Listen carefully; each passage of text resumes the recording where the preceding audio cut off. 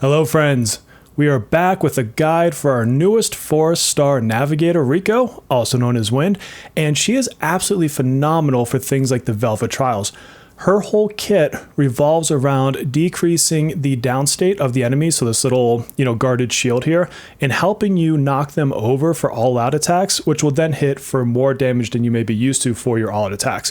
So let's dive into her kit today. I'm going to show you kind of how to apply her and use her in things like the Velvet Trials. We'll talk about her weapons and the priority for leveling her skills and her cards, the whole kit. So like and subscribe if you wouldn't mind helping me to get to 10K subscribers, and let's dive in. All right, so let's start off by talking about her base awareness and her talents. Base awareness is going to be every 3 actions, inflict insight on the foe with the most down points. The down points are those little shield icons. When a foe with insight takes damage, it loses all stacks and Riko gains intel, so it's like swapping it over. Insight increases the damage taken by 6%, and then of course, like we said, when they take damage, it gives intel stacks to Riko herself. When the target takes weakness damage or normal attacks, decrease down points by 1 and gain 1 more intel stack, and it stacks up to 8 times. So again, I love the mouthfuls of these things sometimes, but all this is really doing is it's putting a debuff on the enemy with the most down points, and then when you hit them, they lose some of those shields, and it makes it easier to knock them down.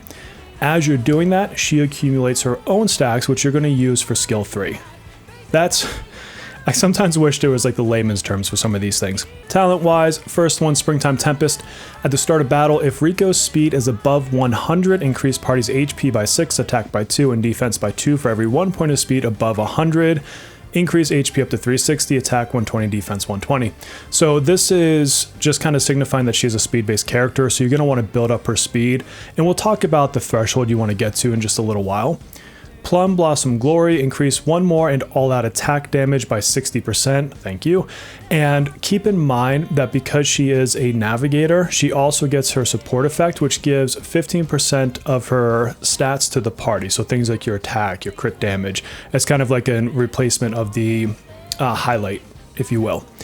Then from there, let's dive into her skills. First skill is Scoured Plum Blossom, decrease all foes' defense by 9.2% for 2 turns. When Riko's speed is at 100 or more, decrease defense by 4.9 for every 10 points of speed over 100, up to 27%. Also inflicts insight on the main target, and then it's got a 4-turn cooldown.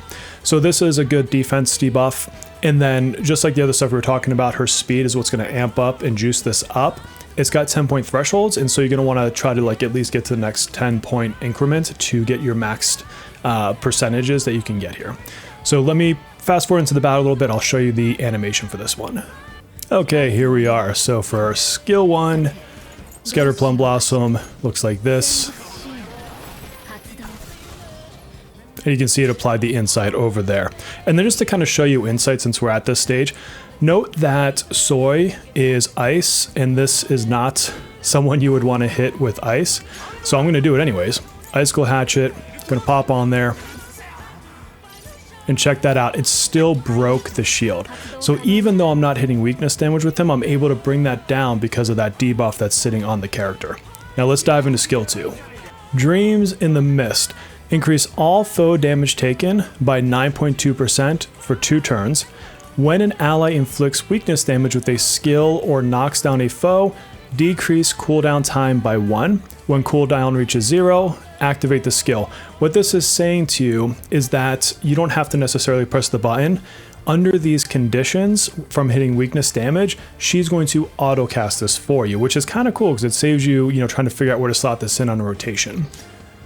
And so if we go in here and do a couple a couple of weakness attacks, you're going to see her eventually pop up and actually do that move. It's so much harder to demonstrate navigators sometimes, just because I can't just pick their skills all the time like I do with the other characters. Okay, and then, let's see, let's get this in there. And yes, I'm using Tomoko and Haruna because this is a Sai stage that I'm still missing 1 freaking star on. I'm so close. And right now I'm just absolutely, yeah. So here you go. Here's skill 2. So she auto cast that. You notice I didn't press a button to get into that one. And then we'll go back into skill 3. Skill 3 is Verngale Petals or whatever. Spend all intel stacks, and that's what she's been building up from having the insight, you know, used on the characters, to grant fair wind to party for 1 turn and restore targeted allies' health by 12.2%. Fair winds will increase damage to foes by 12.1%, increase more based on Riko's speed, and the number of intel stacks spent. So her intel stacks, if you don't have the 5-star, can go up to 8. They can go up to 11 with the 5-star. If Riko's speed is above 100, again, for every 10 points, you're going to get a benefit. And in this case, it's increased damage by 1.05%, up to 6%. And this has an 8 action cooldown. So let's jump in. We'll take a look since this is ready. So you can see I've got 8 of these stacks built up, so I'm at the max that I can do right now. And then I'm going to toss this on, why not? Let's toss it on Tomoko. You're going to see her catch a heal. Right there. And now I have this new buff, and so and it goes on everybody, but let me just show Tomoko. And so we've got, let's see, it'll be in here somewhere.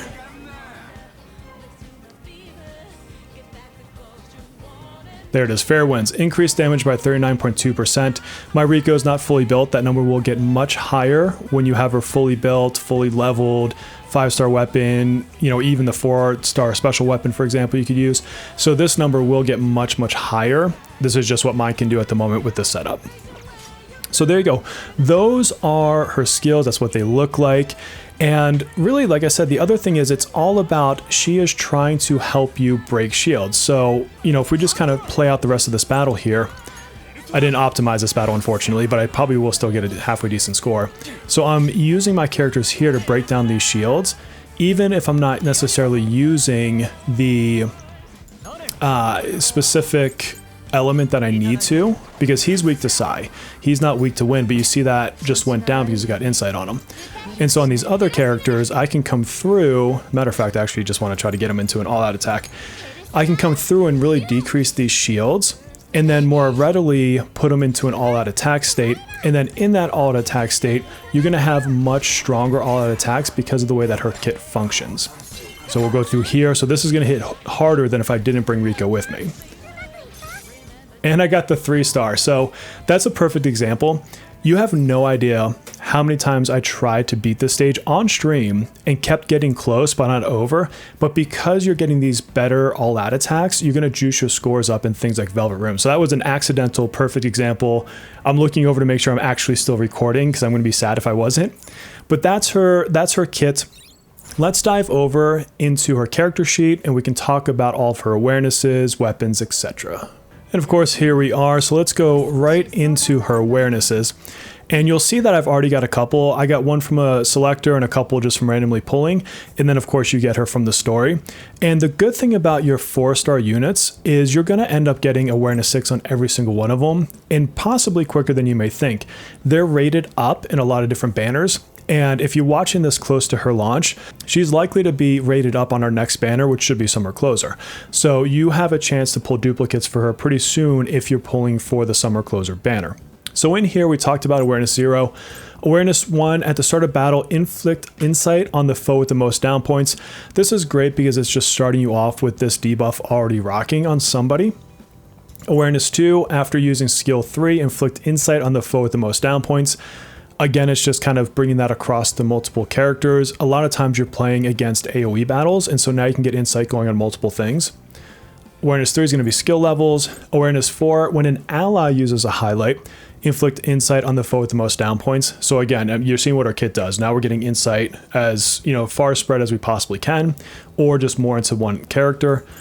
We get more skill points for 5, and then on 6, if Riko's speed is above 100, when using skill 3, decrease cooldown time for every 15 points of speed over 100 up to 4 actions. So now you're dropping down her skill 3 cooldown.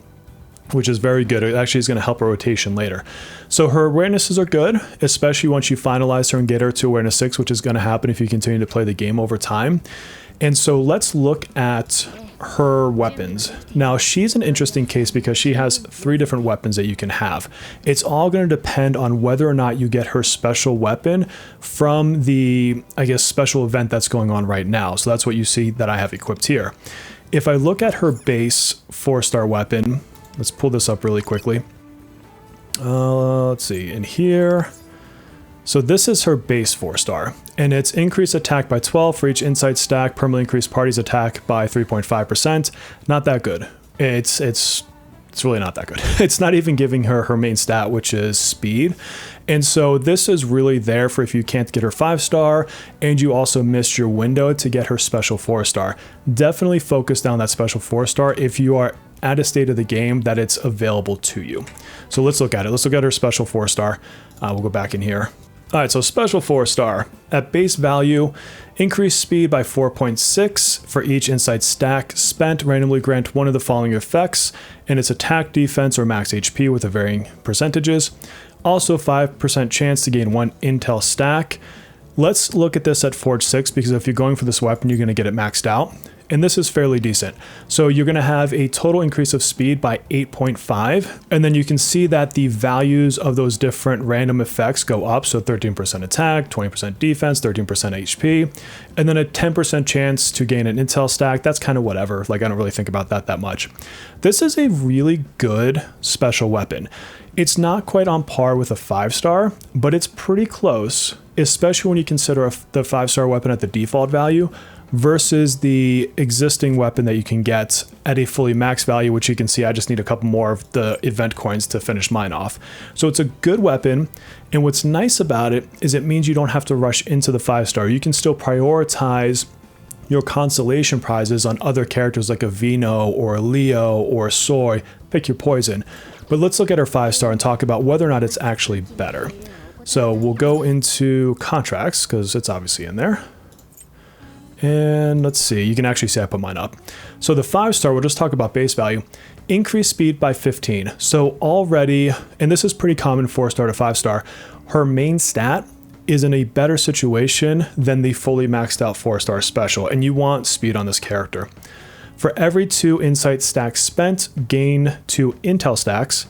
Also increase party's damage by 6% for 1 turn. And then this is what I really like about it. Increase max dex of intel to 11. Remember, this will help with her skill 3 for that damage boost. And so now you're giving yourself ability to make that a higher value and get more damage going out because of this weapon while still, attaching to her main stat. So it's very marginal. I'm not going to say that this is like, oh my God, crazy better than the special event 4-star. It's not. It's better, but it's not like game defining better, like having Quartz 5-star versus not having a weapon. And I will definitely say it's significantly better than the basic 4-star. So if you miss your chance for the event weapon, then you definitely want to push for the 5-star eventually with your consolations. But thankfully, it's not one you have to rush yourself into or feel bad and try to target into on a banner. So it is a slight bit better, especially with this 11 intel, but not dramatic. Do I think you should get it? Yes, I think you should eventually put it on your consolations, but I don't even think it's like the best one in there. I still think you look at things like your Leo, like I said, your Vino, maybe your Soy, other characters that get really defining skills or defining debuffs or buffs from their weapons, which is why you see Vino sitting on mine right now. So good weapon, but you're fine with the special event weapon for a long time to come. And then let's go back. Let's talk through Riko's card set. So we'll pop back over here. And for her revelations, she's going to utilize the new set. Now you can see how I haven't leveled mine because I've got crappy cards right now, but she wants the Resolve and Labor set. So Labor increases max HP, and then when equipped by an Elucidator, so an Elucidator is your navigators, during battle, increase party's max HP, attack, and defense by 8%. Perfect.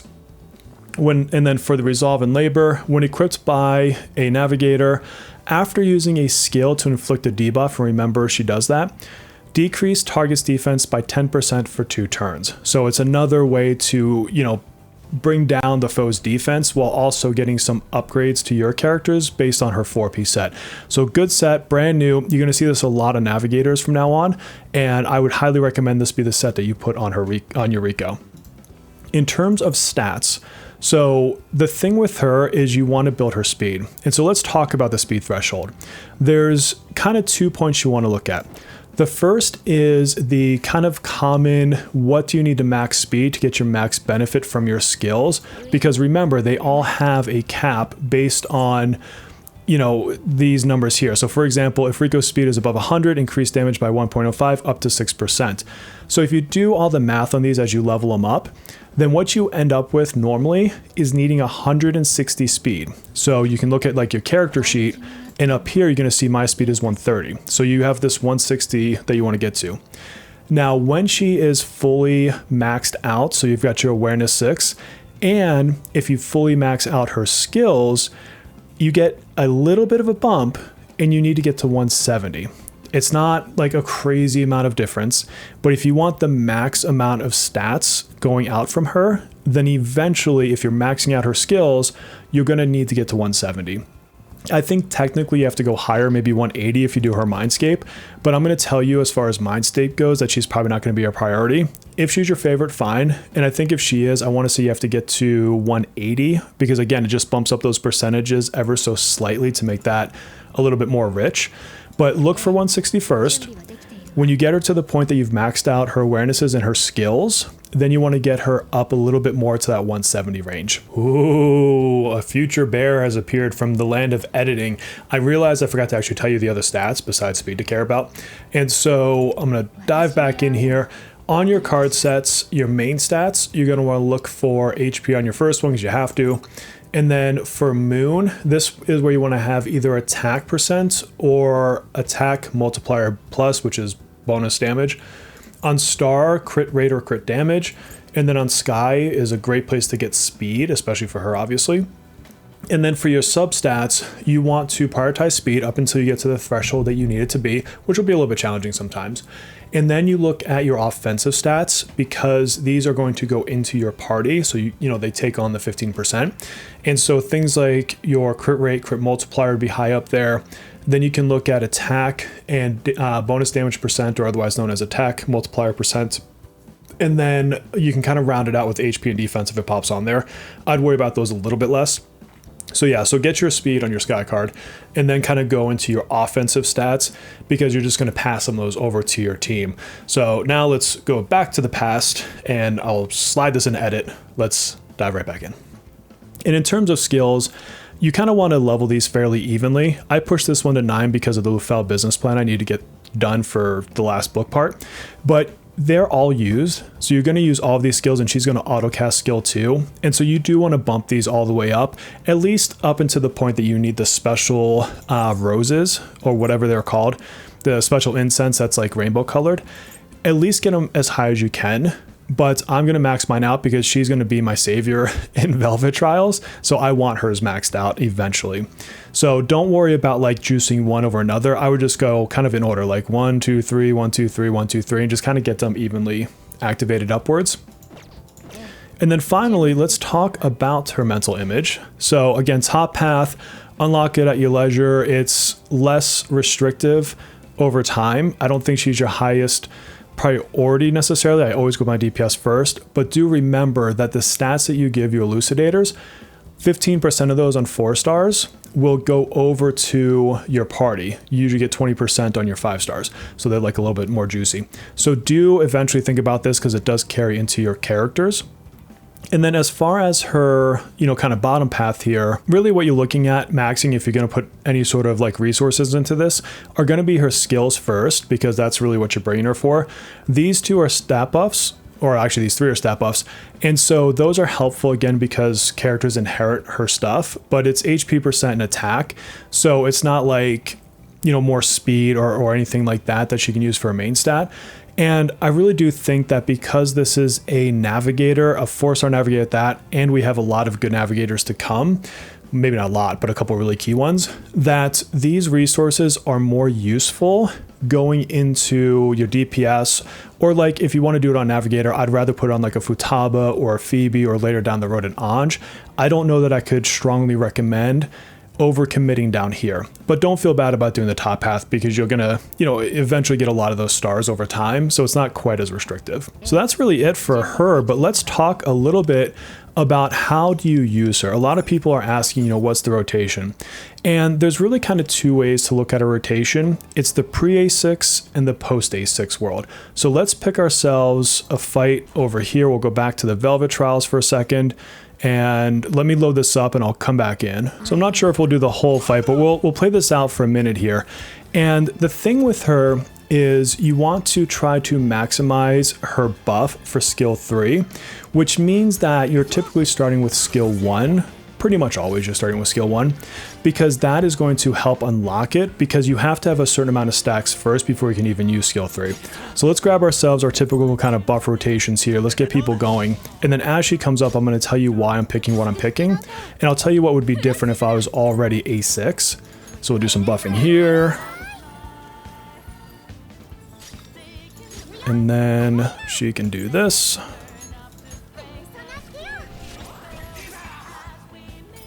And of course, we're going to take some heat. So once we get to the next attack phase, we'll have an opening for her. So if I look at her skills now, the first thing I want to tell you is completely ignore skill 2. Don't press this button. You want to level the skill, but just let her cast that for you, because you need to focus your attention on the 4-turn, 8-turn cooldowns here. And so right now, I could press skill 3 if I wanted to. And if I did that, then I'm going to get a damage bonus to for 1 turn on my characters. So it sounds good, but remember, I'm not at max stacks right now. I'm at 6 of 8.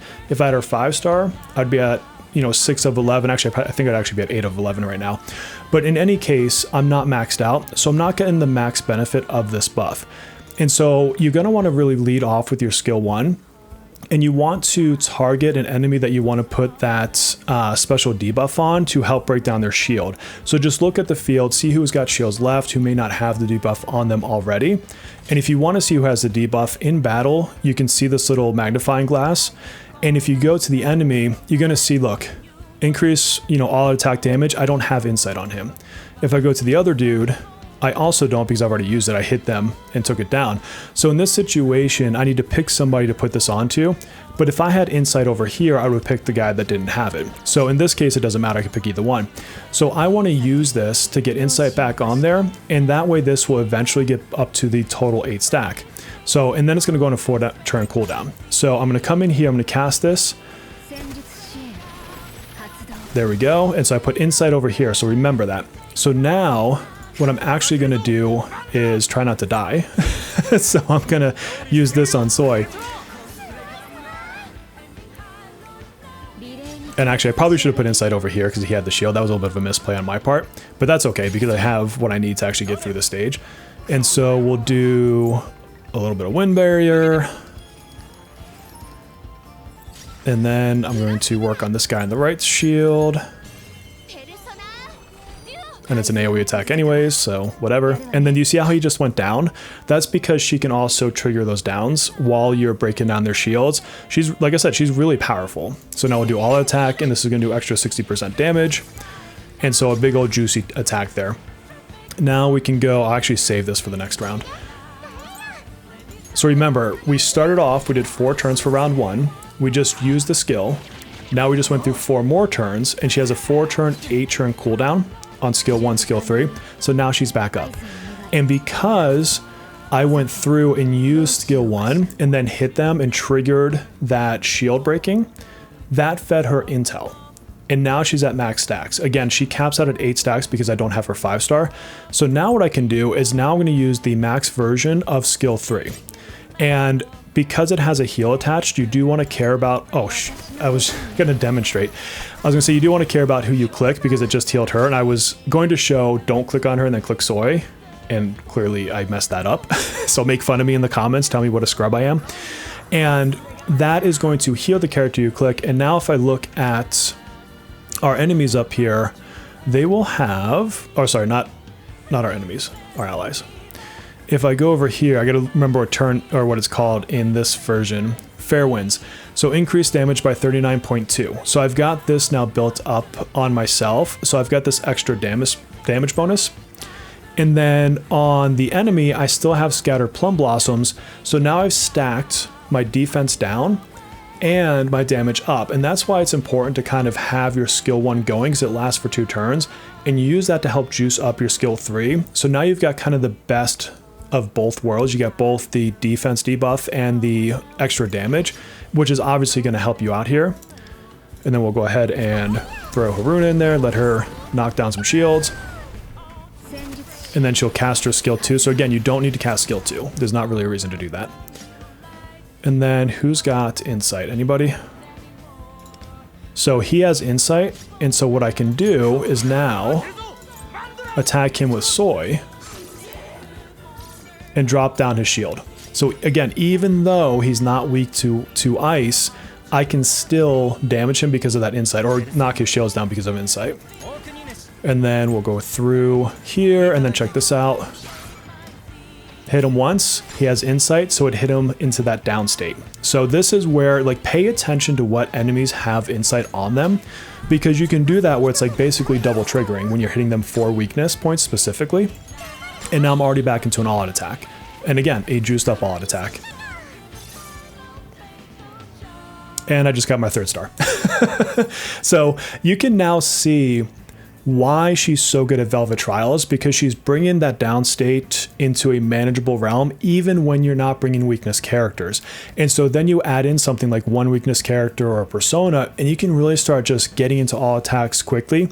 You do have to pay attention to who has the, insight stacks on them, or intel. Yeah, insight that turns into intel. And then otherwise, just really pay attention to how many stacks of intel you have before you launch skill 3. Now, eventually you are going to get to a fully maxed Riko. It's just going to happen. Give it some time. Don't chase it. Don't go pulling 1,000 times on Cord's banner for the sake of Riko. She's not rate up right now. And on the next banner, if she is rate up, I still wouldn't necessarily chase her down yet. It's nice, it's good, but it's going to happen naturally. So don't waste your resources for the sake of a 4-star. But when you do get her fully maxed out, the thing to basically remember is her rotation just becomes 1-3, 1-3, 1-3, because you're going to use skill 1 to get the defense down for 2 turns. And in that process, in that time frame, if you're playing well, you're going to get her intel stacks maxed out, which is either 8 or 11, depending if you have the 5-star weapon or not. And then you're going to launch a maxed out skill 3 with that defense down still there. So that's how I use her. I'm not aware of a better way. There might be somebody who can like theory craft math something out that's better than that. But as far as I can tell, and I did some testing today, that was the best I could do on her. And then again, for her weapon, I am going to say that that's one you want to get. You just don't have to prioritize it. Let it be later. Get your bigger ones first. Don't go chasing it on a banner. And then the last thing to talk about really is teams. Where is she good? So I think that she is the queen of Velvet Trials. I don't care if you get Futaba and Anj. I still think that for getting through, especially ones where you don't have a great team, she is going to help you so well. And you just saw me clear 2 stages to 3 stars that I've been struggling with. And that's only because I brought Riko. I haven't done anything to bump those other characters up. They're the exact same as they were the last time I did it on live stream. And she just cleared both of them because of that extra down states and the extra all attacks that are juiced up by 60%. So that is where she brings a ton of value, a ton of power. Outside of that, currently in the game, there's no downstates on guild bosses. You do see that later on in the other servers. And so she's not necessarily great at the bosses. Because remember, you have to trigger hitting the weaknesses for her to build up her intel stacks. And right now, I would still say that probably Phoebe is your best bet for guild bosses. And then maybe you throw Riko into your second slot. You could still make a case for Okyan in second slot as well. And Puppet just kind of goes into the typical Fox team, or if you need survivability. So she is really, really good at Velvet Trials specifically. And I think you should really consider building her, even if it's just for that reason. But then she makes a good second slot as of what we have right now. The thing that kind of falls off later is if you go for Futaba, then Futaba is kind of the queen until Anj. And then your second slot will end up going to like a Phoebe potentially if you have her. And then if you don't have a Phoebe, that's where you start looking more into like the Riko Okyan kind of situation. So she's really good. You can build her. She still does, you know, the good defense down and everything else. But her true spot to shine is going to be in Velvet Trials. That's what you want her for. And put her in those spots where you really need to add some, you know, extra down states. And that's going to help you get your 3 stars. So I hope that was helpful. As far as the should you pull, just get her naturally. You get her from the story. There's no reason to pull her. And just let her duplicates come to you. Don't go chasing them down. And that's it, my friends. That is my guide to Riko, the queen of the Velvet Trials. I hope it helps you out. And until our next video or live stream, please take care of yourselves.